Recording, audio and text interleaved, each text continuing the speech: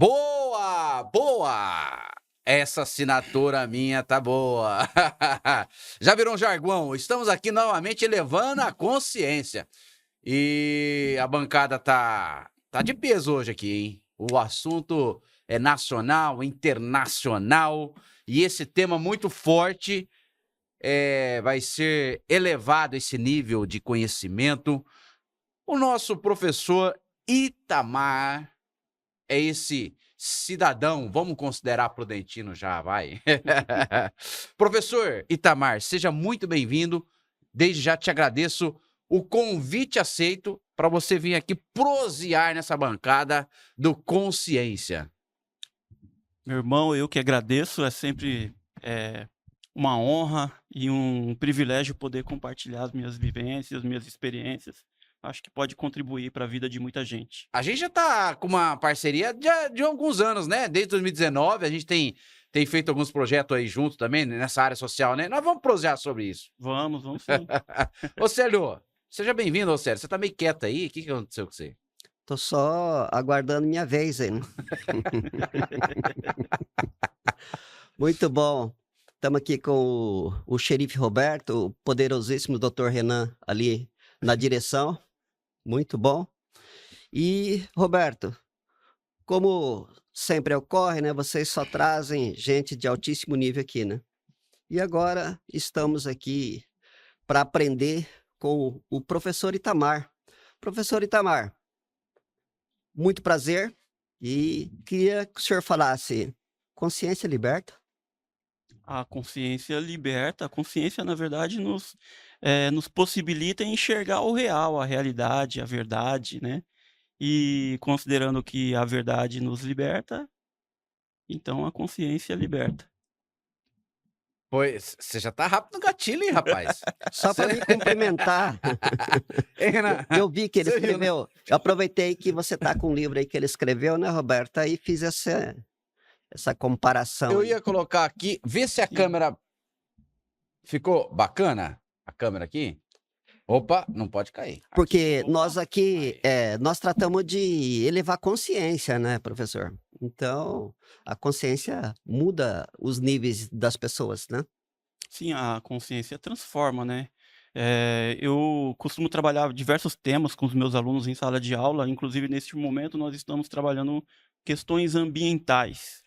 Por exemplo, nós estamos arrecadando latas de aerosol, tirando esse material do meio ambiente, até porque apenas 1% de todas as latas de aerosol do mundo são recicladas, e na contramão, 100% das latas são recicláveis e podem ser recicladas infinitas vezes. E dentro da sala de aula tento conscientizar os alunos sobre os problemas ambientais que essas latas causam no meio ambiente, e eles estão trazendo, estão aderindo, estão criando essa consciência, e a sala de aula está repleta de latas de aerosol que nós vamos reciclar, vamos destinar para o lugar correto, e nós vamos também criar um mosaico com latas de aerosol. Nós vamos criar o maior mosaico de latas de aerosol do mundo. Vai ser algo gigantesco. Isso é importante para eles porque eles percebem que eles são capazes de fazer algo grandioso, né? Às vezes a gente tem dificuldade de entender que nós somos capazes de fazer coisas grandes. E eles estão fazendo algo muito importante para o meio ambiente e estão fazendo algo grandioso também. Muito bom. Ô, Roberto, o professor estava falando sobre esse fator, né, da consciência de reciclar, né, de poupar a natureza, de reaproveitar, isso envolve um monte de coisa positiva. Me lembrei aqui e diz que em Singapura você não pode grudar um chiclete embaixo da cadeira, né? Já encontrou chiclete embaixo da cadeira em algum lugar? Não? Recentemente, a minha sala de aula, eu dou aula de artes, né? Minha sala de aula, assim, o pessoal da faxina no lugar que eu dou aula, eles reclamam bastante, porque tem tinta, tem um monte de material, tem sucata. E recentemente eu fui levantar a mesa para, acho que mudar de lugar, e debaixo da mesa, assim, tava cheia de chiclete.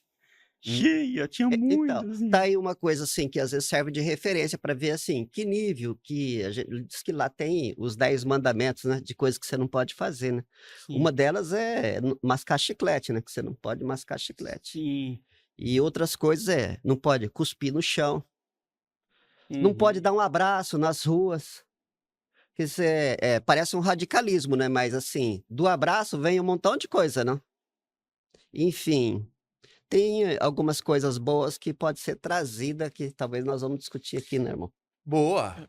Ô professor, essas ideias de quebrar um pouco o tabu ou romper o limitante da mente, que eu acho que é isso que, o professor já demonstrou aqui, a hora que vai fazer o maior mosaico, esse romper, porque o senhor já teve alguns romperes, né, é romperes que fala? É, né, o português meu tá É, o senhor já teve alguns rompimentos de rompimentos. barreiras. E como que é para o senhor, isso vem como uma missão, romper limites, romper barreiras, como que é para ti?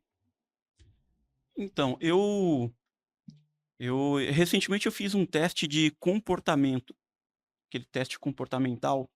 O resultado do meu teste deu como águia. A águia ela precisa de liberdade e criatividade.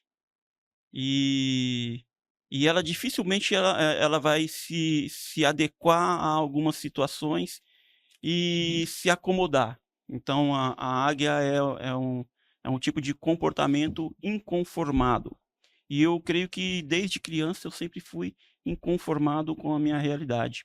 Eu nasci em São Paulo, num bairro de periferia da zona sul de São Paulo. Minha mãe é deficiente intelectual, meu pai é alcoolista, ele foi alcoolista. E ambos se tornaram moradores de rua. Eu cresci ali numa comunidade de muita violência e de muita pobreza, numa situação de muita miséria. E eu nunca me conformei com essa situação de miséria, sempre fui inconformado e sempre tentei fazer algo para romper, com essa situação e mudar a minha vida. E eu acredito que, nos últimos anos eu tenho feito o que é certo para romper, mas em alguns outros momentos eu agi da maneira que eu conseguia, que eu tinha, eh, na verdade talvez eu não tinha a consciência que eu tenho hoje, então a falta de consciência me levou a desenvolver ações para tentar romper essa miséria, essa situação difícil, mas, nunca consegui, por falta de consciência. E quando você adquire essa consciência do que é melhor para sua vida, você realiza ações que de fato te rompem, né, essa situação. E isso tem sido meio que frequente na tua vida, né, porque, eh, o teu trabalho hoje, né, o senhor é mestre em educação, artista plástico, professor, empreendedor social e mobilizador social pela educação. Essa descrição breve, mas é tão ampla ao que o professor tem se dedicado, virou rotina. Sempre o desafio. Qual é o próximo desafio? Qual o próximo rompimento? Você vê que meio que virou uma rotina tua? Eu vejo sim, eu vejo que na verdade, eu eu desejo viver em novidade, o tempo inteiro. Eu não consigo viver numa rotina, assim, sempre a mesma coisa. E virou uma rotina, criar algo novo, viver em novidade, eh, sair do lugar que eu estou e sempre pensar em ir para um novo lugar, ter uma nova forma de viver, enfim. E aí, daí vem todas essas ideias, né, criar um recorde mundial junto com os alunos. Inclusive a gente já foi recordista com a maior imagem de lixo eletrônico, com 2 toneladas de lixo eletrônico. Nós criamos uma imagem onde eu retratei um dos alunos. Depois criamos um mosaico com 1.300.000 tampinhas. A gente tentou 3 vezes quebrar o recorde mundial. Na primeira tentativa, a gente criou um mosaico com 150.000 tampinhas. Os alunos passaram um ano arrecadando essas tampinhas. Na segunda, a gente criou com 600.000 tampinhas, e o recorde mundial de maior mosaico de tampas plásticas, pertencia à Sérvia, com 700.000 tampinhas. E aí tentamos pela terceira vez. Isso mostra também um pouco de, determinação, né, de você não ficar no meio do caminho e continuar tentando. E aí na terceira tentativa, junto com os meus alunos, nós conseguimos arrecadar 1.300.000 tampinhas. Fizemos um mosaico de mais de 700 metros quadrados, e quebramos o recorde mundial que até então pertencia à Sérvia. Você tá Ô, vendo? Parece Falei que pra eu sou você. doido, né? É, Eu sou falei, meio doido mesmo. falei pra você que é de peso aqui o assunto, hein? ô xerife, uma vez eu estava conversando com uma pessoa e ela falou assim: Poxa, ô Célio, preciso fazer alguma coisa na minha vida. Eu já tô com quase 50 anos, eu nunca fui nem em Álvares Machado. Álvares Machado, Pra quem não para nós conhece. aqui, nós estamos a 10 quilômetros, né? E a pessoa já estava numa idade relativamente passada do meio, né? E não tinha ido ali. Então, ela estava se questionando, né? Desabafando comigo. Mas é muito complexo isso, a gente parou aí o assunto. Nós estamos aqui diante de uma grande autoridade e em vários pontos, e eu queria que o Itamar falasse da trajetória dele e também falasse que ele fez para ele ser um cidadão tão reconhecido a nível nacional e até a nível mundial. Essa pessoa ela não conseguiu ir em Machado e ele é uma pessoa reconhecida mundialmente. Bom, é bem ilustrativo aqui. Para você que nos assiste só, o Océlio está dizendo o seguinte: a nossa região, Oeste Paulista, mais precisamente, a capital do Oeste Paulista é a cidade de Presidente Prudente. E o Océlio está dizendo que a cidade ao lado, chamada Álvares Machado, que já está virando uma metrópole Prudente, né? Já está ficando um anexo de Prudente. Essa pessoa não conseguiu sair de Prudente a Álvares Machado, que não dá nem 10 quilômetros, pô. Então, professor, só expliquei para a audiência aqui, porque vai rodar o mundo essa informação, vai. Então, até pensando no que o amigo Océlio acabou de dizer sobre essa pessoa que nunca saiu de Prudente, eu me recordo que quando adolescente eu comecei a me envolver com a criminalidade e com as drogas. Quantos anos? Com 13 anos eu já estava roubando pessoas. E com 16 eu comecei a usar cocaína. E a cocaína fez com que eu me envolvesse com o tráfico, enfim. No tráfico eu ganhava muito dinheiro, porque você ganha ali o tempo inteiro, você está ganhando dinheiro. Até comparando com um trabalhador comum, você ganha dinheiro o tempo todo. E eu me recordo que eu não saía do bairro. Eu tinha dinheiro, podia ir para qualquer lugar, podia ir para a praia, mas a minha vida era só ali. Eu saía da minha casa, atravessava a rua, ia para uma viela e ficava ali naquela viela quase o dia inteiro. Depois passava a noite ali, ia para um bar às vezes, mas eu nunca saía dali. E hoje eu tenho essa possibilidade de estar indo em vários lugares, e eu me recordo que recentemente, eh eu fui para São Paulo e eu me deparei com alguns amigos de infância, né, da adolescência, e a minha tia tem um bar lá em São Paulo, eu estava dentro do bar com ela, e tomando um refrigerante, não estava tomando cerveja, gente, estava tomando um refrigerante, né, embora também, assim, eu tomei a decisão de não tomar cerveja, Sim. mas, também se estivesse tomando não ia ter o menor constrangimento de dizer. Não pode perder a consciência, né? É. Eu tenho a consciência de que hoje eu sou referência para os meus alunos, eu trabalho com crianças de Sim. 7 a 15 anos, e às vezes eu falo para eles assim: "Ó, não pode falar palavrão". E eu lembro que no começo, em alguns momentos, eu falava palavrão. Sim. E aí eu percebi o quanto que eu estava sendo hipócrita com os meus alunos e como que eu falo para eles não falarem palavrão, mas eu estou aqui falando um monte de palavrão. Então, eu estava ali tomando refrigerante, e esses amigos de infância apareceram, me cumprimentaram, ficaram ali tomando uma cerveja, jogando bilhar ali no bar da minha tia, e eu percebia que eles estavam sempre saindo e voltando. Eles saíam para fumar um baseado, voltavam. E o que que eu reparei ali olhando para eles indo fumar o baseado, voltar? Eu voltei no tempo e comecei a lembrar de quando nós éramos amigos, e a nossa vida era exatamente daquele jeito. Nós tomávamos uma cerveja, fumávamos um baseado, voltávamos, às vezes durante a noite cheirávamos cocaína, enfim. E a nossa vida era sempre aquilo, sempre aquilo. E mais de 20 anos se passaram e a vida daquelas pessoas estava do mesmo jeito. Eu imagino que elas tinham condições, têm condições até de saírem dali, de conhecerem outros bairros, outras cidades, enfim, conhecerem o mundo, talvez, Sim. mas estão ali porque não possuem a consciência de que podem, que o mundo é maior do que aquele bairro, maior do que aquela favela, aquela quebrada de periferia. Essas pessoas não têm essa consciência, elas não têm essa cultura de que podem ir longe, podem ir mais longe do que ali onde elas estão.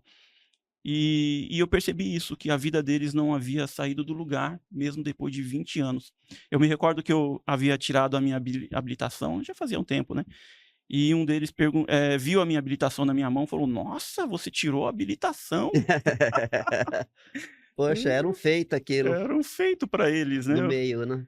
Aí um deles falou assim: Você virou boy, hein? Tirou a Sim, habilitação. sim. Enfim, a visão deles é muito, de mundo deles é muito Limitada, limitada. né? É. E como que você foi, assim, chegou nesse estágio, assim, de uma pessoa reconhecida? Que eu estava vendo uma matéria sua, o Luciano Huck te entrevistou.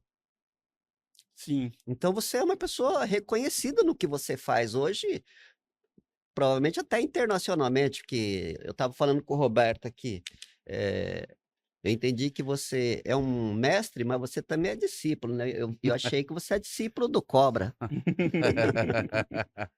não é? Então, quando criança, eu lembro que uma prima minha me perguntou assim: "O que que você vai ser quando crescer?" Aí eu falei para ela assim: "Não, acho que eu não".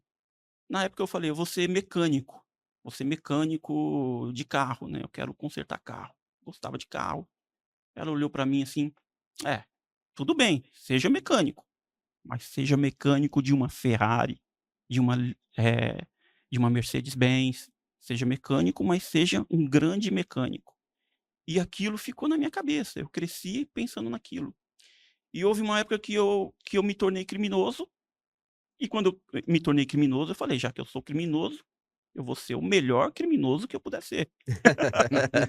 É claro que Poxa vida. ser o melhor criminoso, o que que me possibilitava? Me possibilitava ir preso, me possibilitava tomar tiro, fui baleado várias vezes, tiro no peito, tiro nas costas, tiro no braço, tiro na perna, enfim. O crime só me trouxe desgraça. E aí fui preso várias vezes, uma, 2, 3 vezes. E quando eu vim para Prudente e eu conheci pessoas, Faz quanto tempo veio para já Prudente? faz eu vim para Prudente em 2007, se eu não me engano. Quase 20 anos. Quase 20 anos. Eu cheguei aqui em Prudente e eu conheci pessoas que se tornaram referência para mim. Isso mostra o quanto que é importante você sair do lugar que você está ali, né, que às vezes onde às vezes as pessoas vão te carregar para o buraco, né, não vão ser uma referência adequada para você. Sim, Chegando em Prudente, eu conheci o pastor José Carlos, que você, conheço. antes da gente começar, você citou para mim. Sim, Conheci outras pessoas, eu tenho um amigo chamado Heraldo, que também é pastor na igreja, tenho um amigo chamado Guilherme, vários amigos, várias pessoas que se tornaram referência para mim. E eu cheguei em Prudente numa situação de muita pobreza, porque você cumpre pena, durante a sua juventude, você não se dedica aos estudos, não tem ali uma profissão, não se qualifica. E aí cheguei naquela pobreza toda esse grupo de pessoas da igreja olharam para mim e viram essa minha situação e começaram a me dar uma mão, me ajudar.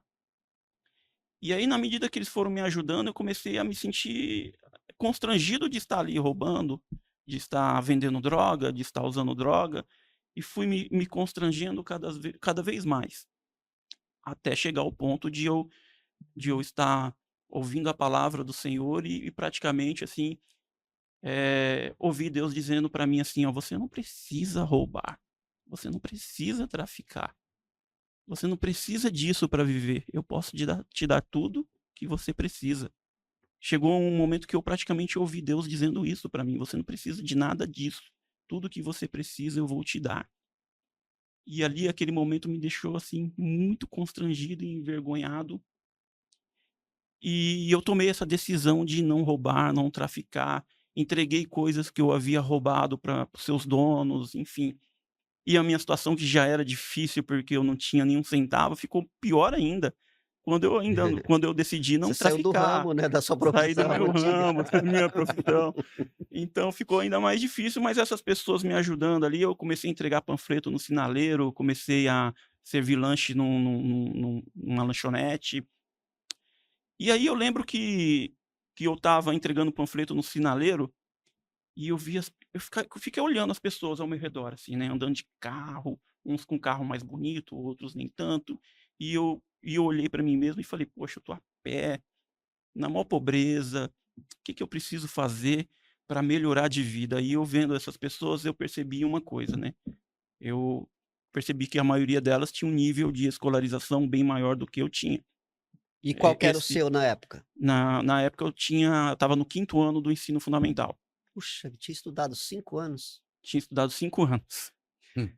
E, assim, estudado muito um Passado pela passado escola, pela matado escola, muita aula, matado arrumado muita muita briga. aula, É, arrumado muita confusão na e escola. gostaria de fazer só um breve parênteses aqui, nessa questão que você trouxe. Ambiente é muito decisivo, né? O ambiente é decisivo.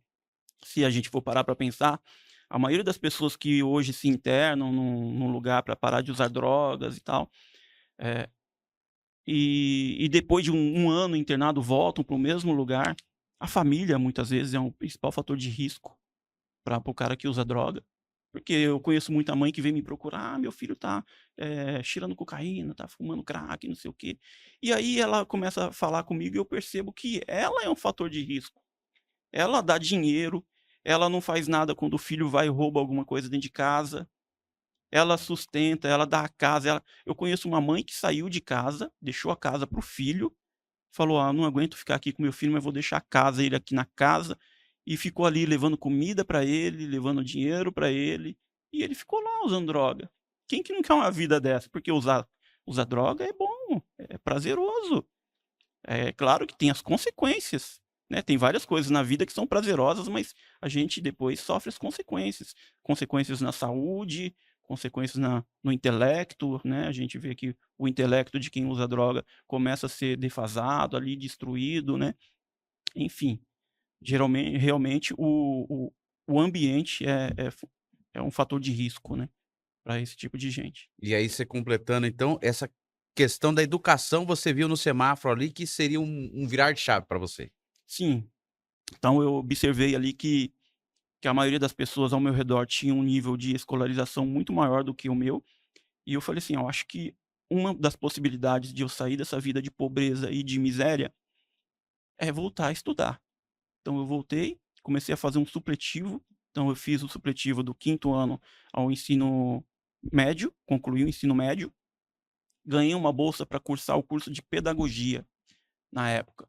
E assim, a situação era difícil, ficava mais difícil, porque você tinha que estudar e ao mesmo tempo tinha que trabalhar, e os empregos que você arrumava eram subempregos que não mantinham o aluguel e às vezes não dava nem para comer, mas eu ficava ali matando um leão por dia, recebendo ajuda de pessoas que eram comprometidas com Deus e me viam como uma oportunidade de servir a Deus através da minha vida, me ajudando. E assim eu fui sobrevivendo, matando um leão por dia, pensando em desistir todo dia eu acordava e ia para a faculdade e falava assim: "Meu, ai, pra que eu tô fazendo isso? Eu não saio do lugar, meu. Tô no mesmo lugar, tô aqui na faculdade há 2, 3 anos, tô no mesmo lugar".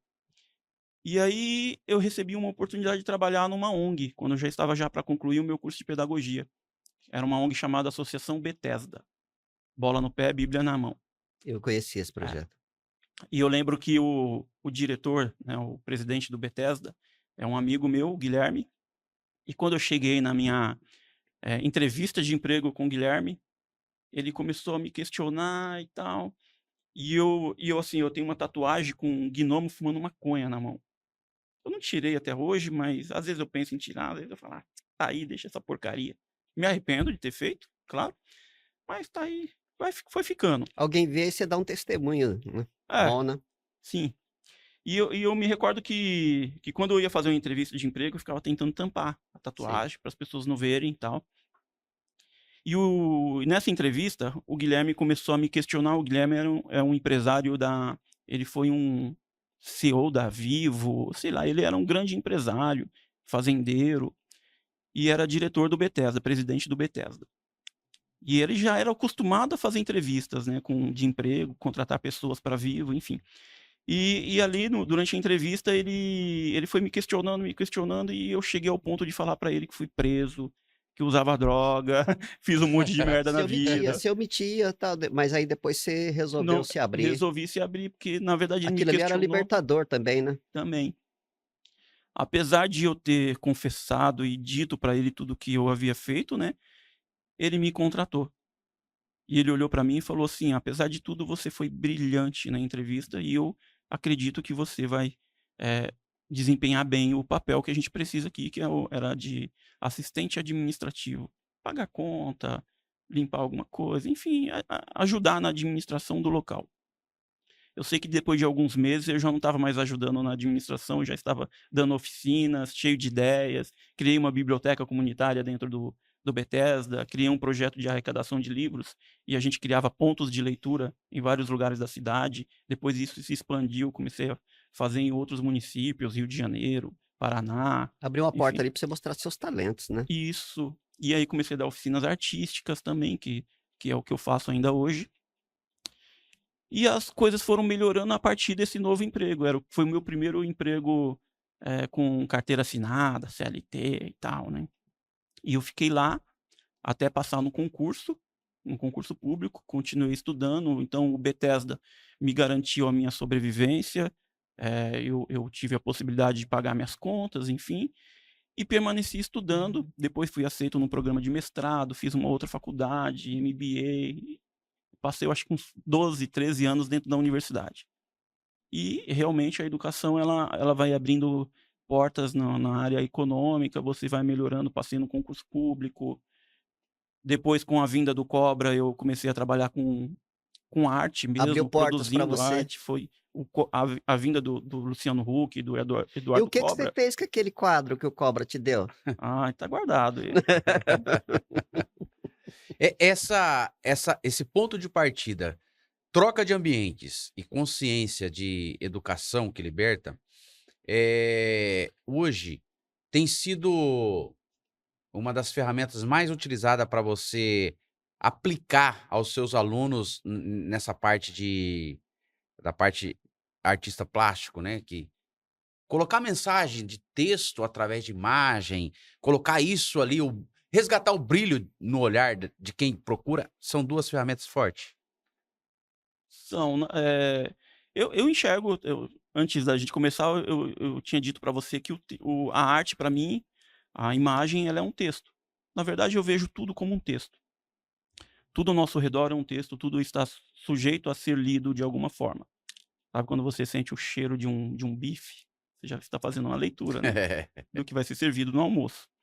Então tudo ao nosso redor é um texto. E eu tento mostrar isso para a criança, para que ele possa, se expressar, né, através do do desenho, através da pintura, e tento fazer com que ele enxergue aquele trabalho como um texto, e assim ele mostra o que ele está pensando, o que ele está sentindo através da arte. E cada imagem é única, né. Cada Cada quadro ali é único, porque por mais que você tenta replicar aquela mesma imagem, sempre, igual você disse, é uma releitura, é uma nova fase de entendimento e interpretação também, né. Sim. A gente não é máquina de cópia, e mesmo a máquina de cópia de Xerox não vai copiar igual. Toda cópia vai ser diferente uma da outra. Então cada imagem ela é única, e na medida que você vai fazendo, mesmo que você tenta reproduzir, você nunca vai conseguir fazer, né, idêntica, E igual. você e o professor foi um dos primeiros aqui em Prudente colocar imagens que falam em pontos estratégicos, né, ponto de ônibus, murais, aqui nós estamos na Inova aqui, são imagens impactantes, eu não me lembro se teve outro que encabeçou esse projeto de visibilidade, assim, em pontos estratégicos. O professor foi um dos primeiros? Pontos estratégicos, quando você fala pontos estratégicos, de fato, ó, eu não vou dizer que eu fui um dos primeiros a estar grafitando nas ruas de Prudente. Na verdade, antes de mim, tivemos vários, grafiteiros, muralistas, né? Mas eu sempre pensei de maneira estratégica. Eh, Quando eu penso numa arte, eu penso no que eu vou pintar, mas eu penso também no local estratégico. A arte ela se torna para mim, como até empreendedor, se torna ali um outdoor. Vai estar o meu nome, vai estar a minha arte, e na medida que as pessoas vão vendo o meu nome e minha arte, elas vão me chamando para fazer nas suas empresas. Hoje em dia o mercado de grafite e muralismo está bem alto, muita gente está procurando para fazer nas suas empresas. E é única, né? Aí eu já vou te passar, você viu que eu tô Boa, boa. eu tô meio quieto hoje, né, mas Boa, boa. boa, boa.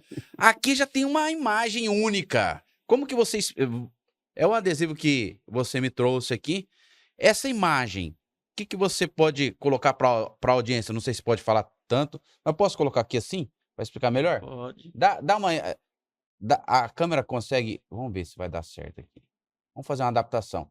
Para quem aí. Opa, caiu. Mas enfim, aqui, aí. Aqui, consegue ver? Aqui é uma imagem de um jovem com tanque de guerra. É polêmico esse tema, podemos falar ou não, enfim. Podemos. Na Como que verdade, é? o artista ele precisa trabalhar com polêmica mesmo para fazer Como que foi as coisas viralizarem, né. essa realidade desse e hoje está sendo o teu é o teu cartão de visita, vamos falar assim? Ou É, um o grafiteiro ele ele ele sempre trabalha com letras, com personagens ou com, realismo. O meu estilo preferido, o que eu gosto de fazer, é o realismo, mas eu criei um personagem que é o soldadinho, eh, do exército, enfim, por conta de um tanque de guerra que tem na Cidade da Criança, onde o secretário na época me chamou para pintar, e eu lembro que o secretário me chamou e eu falei assim: "Ah, você está chamando um artista para pintar, eu uso muitas cores, vamos colorir esse tanque, deixar o tanque de guerra todo colorido". Sim. E o e eu colori e tal, e acabou causando uma polêmica muito grande, porque o pessoal do exército não curtiu. Hum. Falou que eu usei de forma indiscriminada a cor rosa, e isso ofendia a honra do exército, mas, não foi a minha intenção, é claro. Eu queria colorir, porque geralmente quando eu vou pintar qualquer coisa, eu uso muitas cores mesmo. E na época todo mundo curtiu muito, as pessoas, o público curtiu muito o tanque, começaram a subir em cima do tanque, tirar foto e tal. Mas o prefeito, na época, foi chamado para ir em São Paulo, no QG das Forças Armadas, e lá ele foi questionado por que pintaram o tanque não podia sofrer alterações e tal, e a gente teve que voltar o tanque para as cores naturais dele. Mas naquele pequeno momento em que ele esteve colorido, fez muito sucesso. e essa mensagem que daí te retrata esse ponto polêmico, virou um Sim, cartão postal ou um cartão de visita teu. virou um personagem meu. O exército servir cachorro-quente lá em Brasília não afeta nada, né?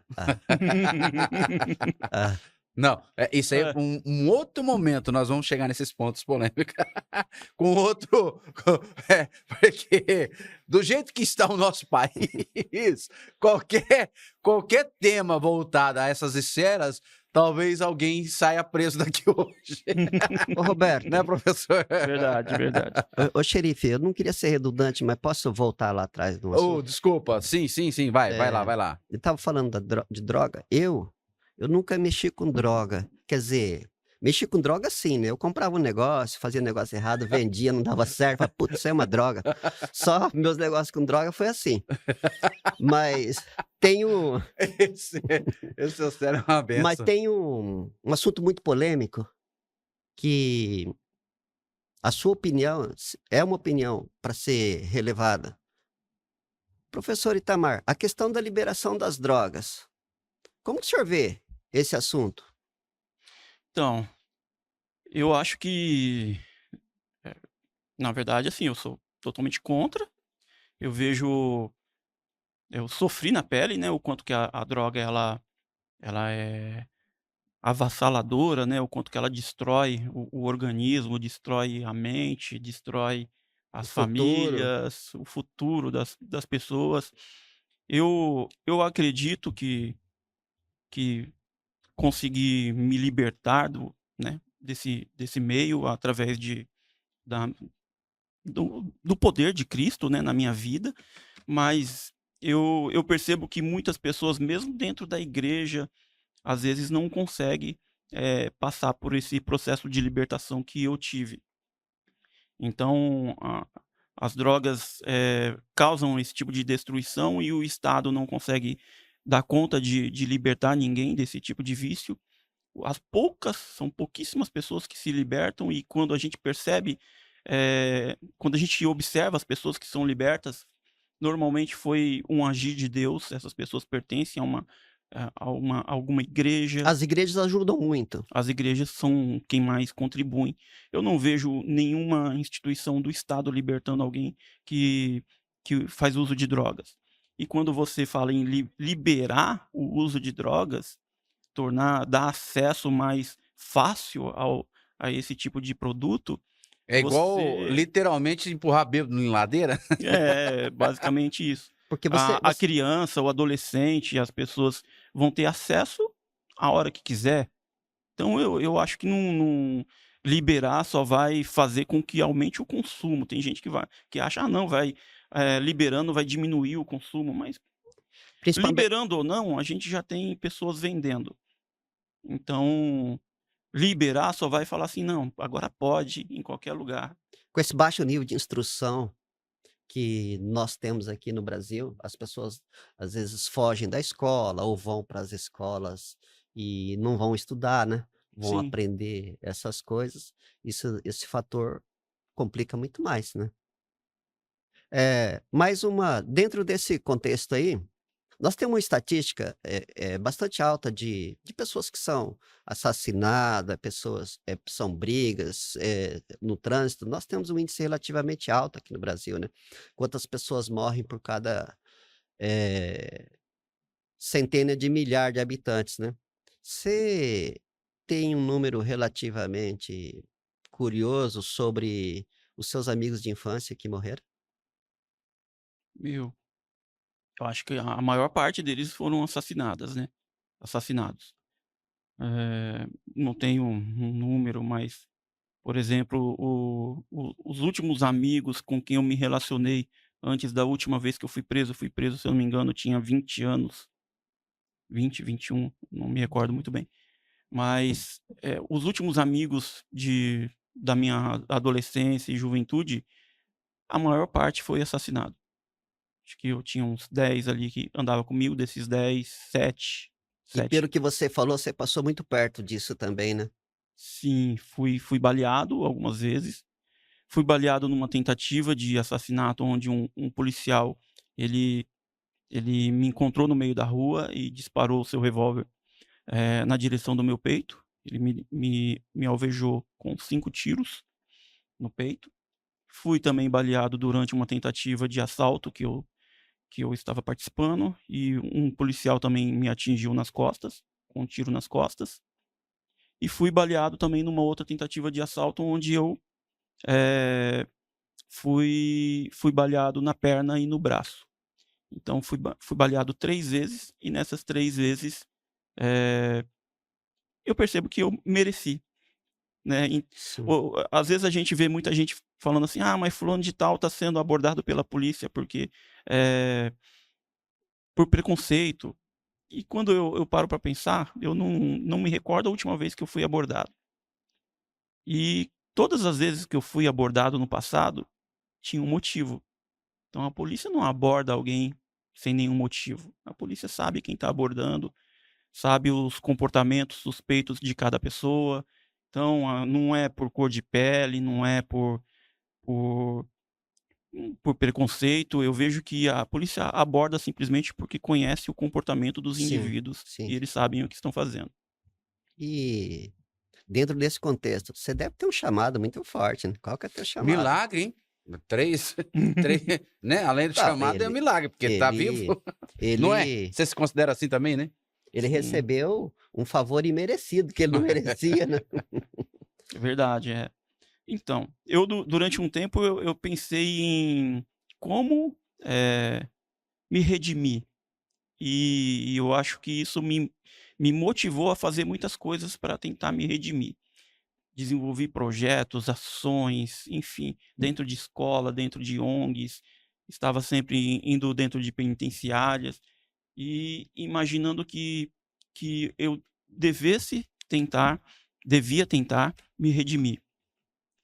Mas nos últimos tempos eu percebi que, na verdade, nada que eu faça vai, eh, me trazer essa redenção. Mas você já ressignificou tudo isso, né? Sim, já ressignifiquei tudo isso, mas onde eu quero chegar é que essa redenção, essa remissão dos meus pecados, quem traz é o próprio Deus, é o Sim. próprio Cristo a partir do seu sacrifício, do sacrifício que ele fez por mim. Não são os meus atos. É claro que, como eu sirvo esse Deus e eu amo esse Deus, eu permaneço desenvolvendo essas ações. Mas essas ações não é o que vai me redimir. Cristo já me redimiu. Vocês entendem isso? Entendem, Sim, né? Sim. com Acredito que E certeza. sim. você, diante dos homens, você pagou numa penitenciária? Paguei os meus crimes dentro de uma penitenciária, fui preso, né, várias vezes. Paguei numa cama de hospital, né. Sim. Eu lembro que a primeira vez que eu fui baleado foi com um tiro nas costas que perfurou meu intestino. E e eu passei a noite inteira sem ser socorrido, porque a polícia, estava atrás de mim, então eu precisava me esconder. E eu tomei o tiro por volta das 11 horas da noite, me escondi numa casa abandonada, uma casa em construção, e ali eu passei a noite inteira sangrando, sangue escorrendo, choveu durante a noite, houve um momento que eu dormi, desmaiei, dormi, e eu acordei já com o sol rachando, sabe, o sol já estava quente, e havia uma torneira no fundo de um corredor, e eu estava com a garganta muito seca, e eu me rastejei até essa torneira para beber água. Aí quando eu cheguei, abri a torneira, comece lavei primeiro as mãos, estava tudo sujo de lama e de sangue. Quando eu lavei as mãos e eu fui beber água, acabou a água da torneira, e a garganta Poxa. seca. E eu lá desesperado, e aí veio a uma mulher, no vizinha da casa ao lado, aí me viu de longe e falou: "Você é o pedreiro que está trabalhando na construção?" Eu falei: "Não senhora, vem, vem." Aí ela chegou perto, viu a minha situação, e eu inventei uma história, menti, falei que tinha sido baleado, enfim, eu inventei uma história mentirosa. Pra E não ligar ela pra polícia, né? pra não ligar pra polícia, queria que ela ligasse pra um companheiro meu. Passei o telefone de um companheiro meu pra ela, e ela ficou tentando ligar, não conseguiu. E aí chegou um ponto que ela eu falei pra ela: "Então liga pra uma ambulância." Ela foi tentar ligar pra uma ambulância, e o pessoal da ambulância falou assim, dos primeiros socorros lá, enfim, falou: "Ó, a gente não pode atender antes de ser feita a ocorrência com a polícia. Primeiro você precisa fazer a ocorrência." Só que aonde eu tinha passado a noite, eu tinha uma arma, um revólver. E se a polícia chegasse, visse a arma, né, eu poderia ser preso por causa dessa arma. Então eu pedi pra ela guardar essa arma pra mim, falei: "Ó, tira essa arma de lá e chama a polícia então, porque, né, precisa fazer a ocorrência." Ela foi, chamou o marido pegou e falou assim: "Ó, eu posso até pegar a arma, mas eu vou jogar numa represa." Porque a gente estava perto da represa Billings, em São Paulo. Sim. Aí ela falou: "Vou pegar essa arma e vou jogar na" ele falou, né: Vou jogar numa represa e vou chamar a polícia pra você, mas você tem que prometer pra mim que não vai falar pra polícia que a arma tá comigo." Eu tive que prometer pra ele e tal, ele chamou a polícia.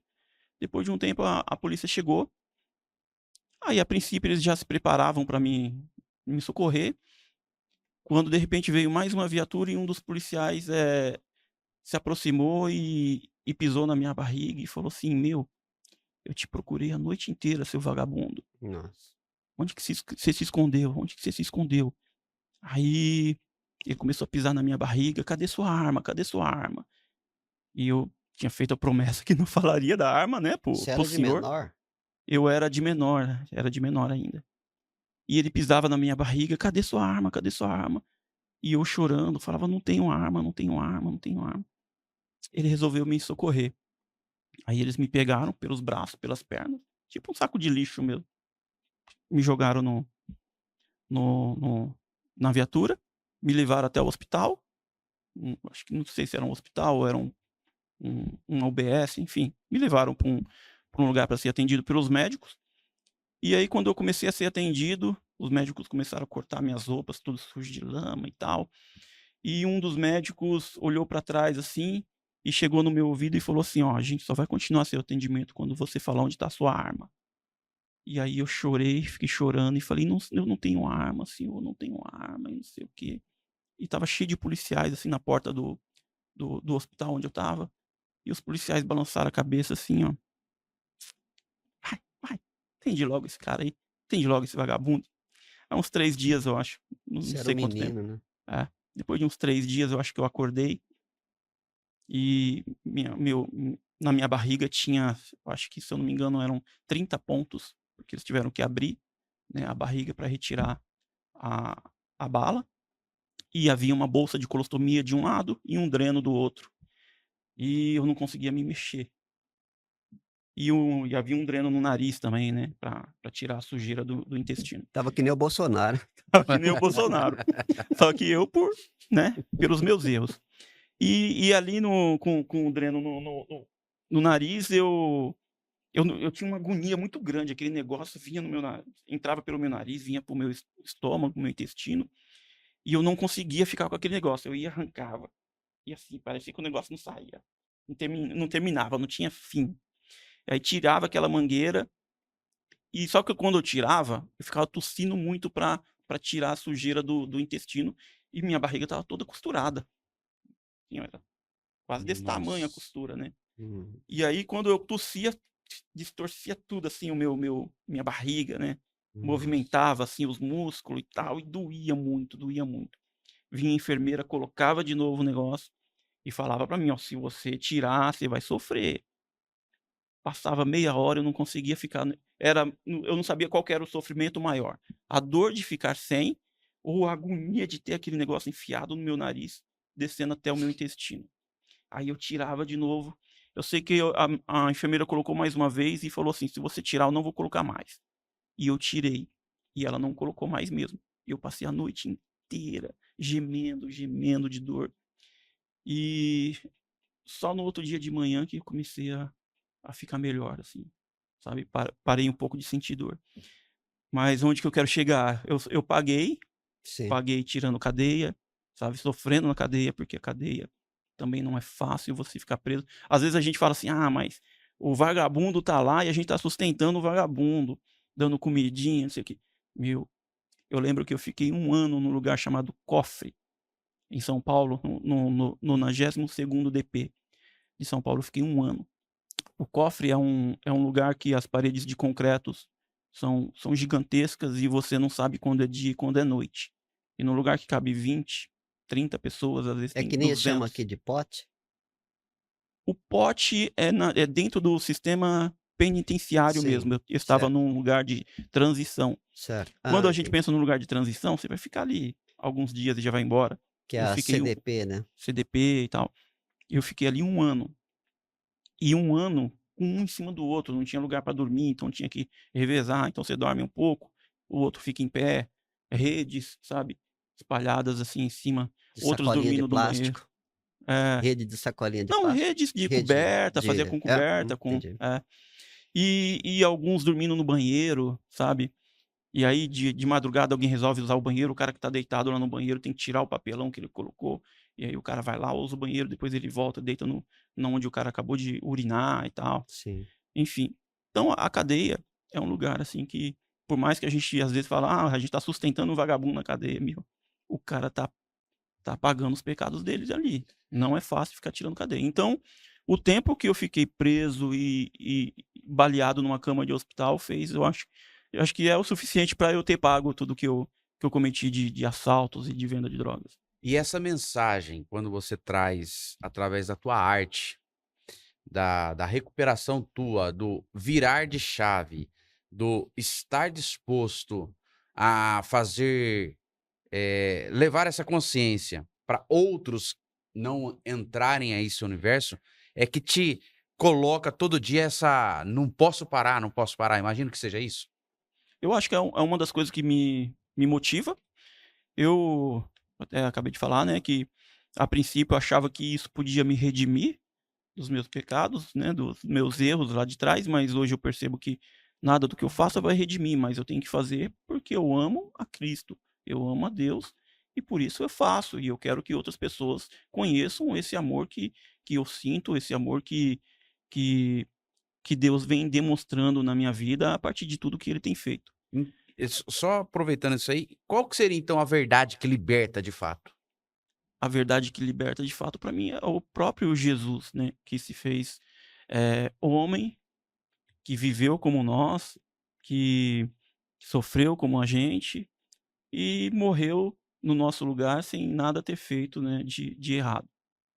Essa para mim é a grande verdade que me libertou de tudo que eu havia feito até então de ruim, de todas as coisas que eu fiz para prejudicar os outros, enfim.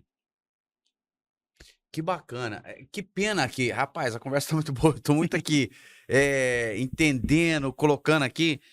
Vamos já até meio que pré-marcar um próximo momento para falar um pouco mais dessas premiações, desse, desse mão na massa que o professor tem atualmente você está na escola Aquarela, é isso? É o projeto O Aquarela, da projeto Secretaria de Aquarela, Assistência. sim. E ali você treina, capacita, desenvolve alunos que quer ter esse espaço no meio da arte, é isso? Sim, lá eu dou oficinas artísticas, né. É uma oficina de grafite, mas eu trabalho várias, técnicas de pintura e de desenho. E esses prêmios que o professor, através das suas obras, foram reconhecidos internacionalmente, quais foram os 2 países que eu sei que o professor já foi em outros, mas recente agora, quais foram os 2 que o professor foi? Eu estive em 2022 no Louvre, né, numa feira de arte de Paris. No ano passado eu estive numa cidade chamada Perúdia, que é o prêmio Arte Anime, na verdade. É uma fortaleza medieval onde é realizado um festival de arte. E este ano eu vou estar presente de novo nesse mesmo festival, Que país que é?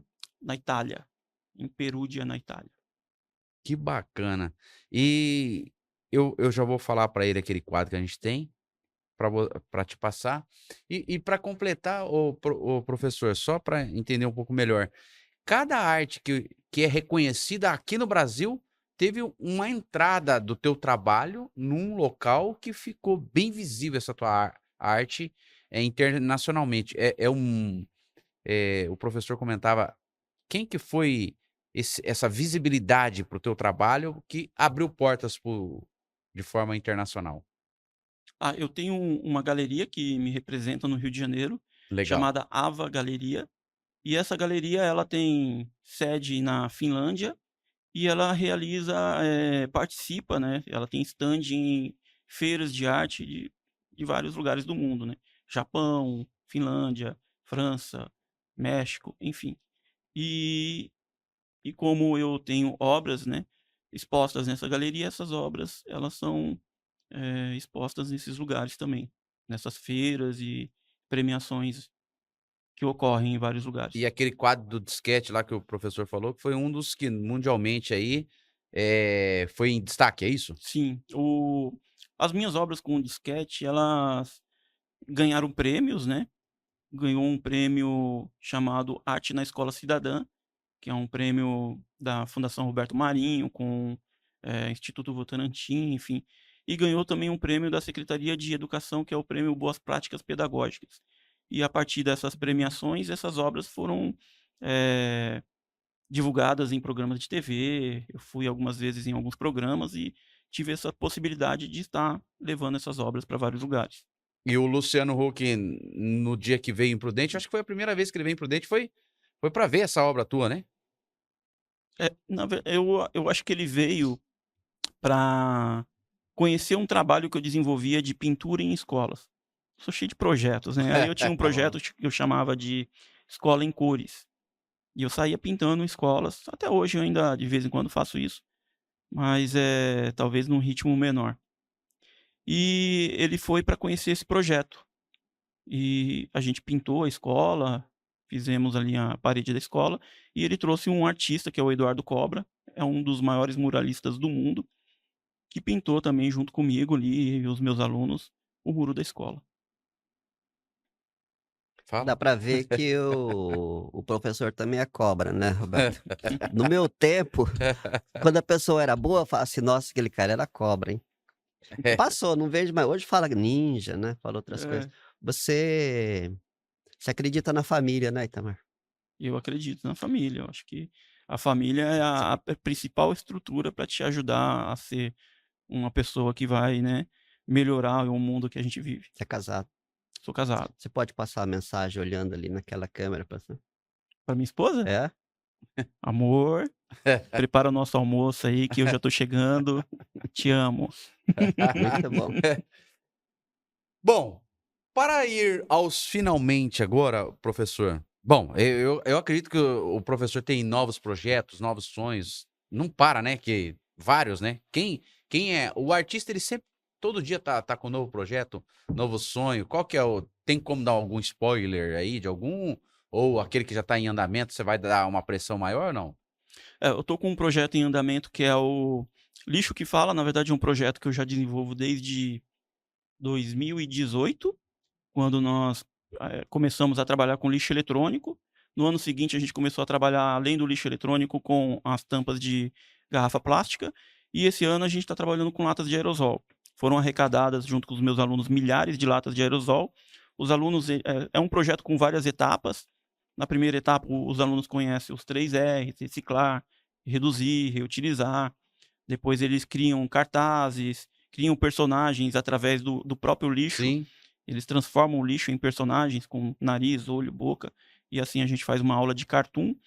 E a gente vai finalizar esse projeto no dia 7 de junho com a produção de um mosaico com essas latas. Mosaico, eu imagino que gigantesco, com latas de aerosol. É um projeto em parceria com Secretaria do Meio Ambiente, com algumas lojas de tinta da cidade e com a própria Secretaria de Assistência onde eu atuo. Tá vendo? Tem muita Muito coisa para bom. falar. Tem outros projetos também. Nós vamos falar mais de Muita projeto coisa. num próximo numa próxima prosa aqui. Para concluir, choque de consciência, a gente sempre traz esse momento. Nesse trilhar teu, então seria agora, na nossa prosa, se você fosse para concluir, falasse um momento que foi aquele choque de consciência que você teve no teu trilhar, e aquilo foi o divisor de águas para você, foi aquele momento que você falou: "Poxa, a partir desse momento, eu tomei a decisão e realmente foi o antes e depois". Foi um momento que mudou drasticamente minha vida. Choque de consciência. Além deste que eu estava ali entregando panfletos, né, no sinaleiro, e eu fiquei pensando: "Poxa, essas pessoas vivem muito melhor do que eu, o que que elas fazem, o que que elas fizeram?", né, e eu percebi que elas tinham um nível de escolarização muito maior. Foi um momento em que eu estava praticamente sem coisas para comer dentro de casa, não tinha condições de estar pagando o meu aluguel, e eu lembro que eu cheguei na minha casa. Eu abri o portão da minha casa, o portão, na verdade, ele só ficava encostado, e aí quando eu abri a porta e eu entrei dentro da minha casa, eu percebi que haviam, mantimentos dentro da pia, arroz, feijão, carne, um monte de coisas, assim, que haviam jogado ali dentro, colocado ali naquela janela.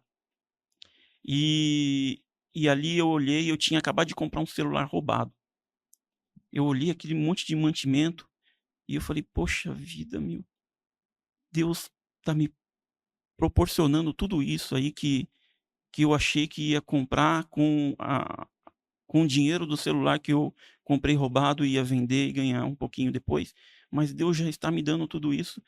Por que que eu estou aqui comprando um negócio roubado, se Deus está me dando todas essas coisas que eu estou precisando hoje?".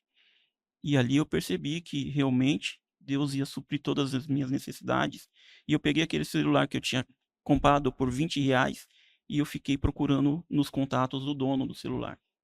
E aí quando eu encontrei o dono, Eu liguei e o dono chegou em mim e eu devolvi para ele. Ele agradeceu e fui embora. Eu perdi os únicos R$ 20 que eu tinha, não tinha mais nenhum centavo, mas eu percebi que eu ganhei, eh, a libertação, porque eu fiquei livre daquilo. A partir daquele momento eu nunca mais comprei algo roubado, nunca mais roubei algo de alguém. Pelo contrário, ontem eu achei R$ 100 na porta do do Aquarela. Era meu. Era seu? Mas quando eu acho, ultimamente, né, nos últimos anos, eu acho e eu já sei que não é meu. Eu peguei e entreguei pra diretora do Aquarela. Falei: "Ó, acabei de achar lá", estava lá na porta. Aí eu não sei nem se ela achou o dono e tal, mas aconteceu a mesma coisa também já há algum tempo atrás. Eh, Logo depois que eu recebi esse monte de mantimentos na janela da minha casa, eu lembro que eu fui no banco e eu achei R$ 50 no banco, do lado do caixa. E eu já fui direto no gerente e entreguei para o gerente. Falei: "Ó, achei lá". Aí, o que eles fizeram pra mim não importa. Naquele mesmo dia eu ia dar um mini curso na universidade, na UniOeste. E quando eu cheguei na UniOeste eu ia ganhar R$ 150 para dar esse mini curso. Eu terminei o mini curso. Para começar, assim, as pessoas curtiram muito a minha aula, foi, assim, uma aula muito produtiva. E no término do mini curso, eu fui assinar o recibinho para receber o meu dinheirinho lá da UniOeste, e eu, ao invés de receber os 150 que eles tinham me combinado comigo, eu recebi 200. E eu entendi aquilo como que Deus falando: "Ó, você não precisa, sabe, o que é seu, Amém. é seu e já está determinado por mim". Então, eu acho que isso foi o choque de consciência para mim, e desde então eu venho tentado, né, fazer o que é certo. É claro, a gente é humano, sempre erra, em algum momento a Sim, gente vai é, fazer alguma merda, sim. mas eu busco todo dia, né, fazer o que é certo perante de Deus. Fantástico, fantástico momento. Eu tô aqui vislumbrado, Hum. com muito conteúdo esclarecedor, a consciência muito bem, elevada. E você que nos assiste, esse conteúdo, eu já vou te antecipando, é libertador para muitos, às vezes, que talvez ainda não tenham uma esperança na vida, do que vai ser o futuro, do que vai ser novas conquistas, o que será a vida. Tá aqui o professor Itamar com esse testemunho de vida. Bom, ainda a gente nem falou, já tem a próxima prosa, hein? Eu ia falar mais um pouco sobre o digital, sobre se posicionar em redes sociais, que eu vejo que o professor também faz, mas ficará para um próximo momento. Professor, desde já eu te agradeço. E uma palavra, uma conclusão final aí, qual que seria? Dar um recado para nossa audiência aí. Eh, Tenha fé, não fique no meio do caminho, começou alguma coisa, conclua e vá até o fim. Roberto, diante de toda essa expertise, a gente não conseguiu aproveitar tudo, porque tinha que aproveitar só uma parte, 1 hora é pouco, né. Mas, eu fiz uma brincadeira que o dinheiro era meu, tá, não era só mas eu queria fazer uma última colocação para o professor fazer uma rápida análise e responder para nós, que ele é uma autoridade nisso. E queria que o professor falasse sobre, se você acha que pode e se você acha que não pode, de qualquer forma você tem razão. Fala para mim seu parecer diante de toda essa experiência sua de coisas que você achava que não dava, mas dava, era só uma chave que você tinha que virar, né. E muitas pessoas tá achando que não dá, então não dá mesmo, né. Sim, eu acho que é só uma questão de ponto de vista, né. É aquela história do cara que vai vender chinelo, acho que numa tribo africana e fala: "Ah, lá tá todo mundo descalço, como que eu vou vender chinelo lá pra quem?". Aí vai um outro, com outro ponto de vista e fala: "Nossa, tá todo mundo descalço, eu vou vender chinelo sem parar", né. Então é uma questão de ponto de vista. Obrigado. Boa, boa! Mais uma vez te agradeço. Ô, sério, obrigado por colocar pontos importantes aqui também. Renanzão, ó, Obrigado por você não você vai fugir deixar eu da próxima, hein? participar também, né. O Renan tá fugindo, deixa ele. Ah, Você que viu até aqui esse conteúdo, curta, comenta, compartilhe e sempre lembra que tem alguém precisando de elevar a consciência. Boa, boa!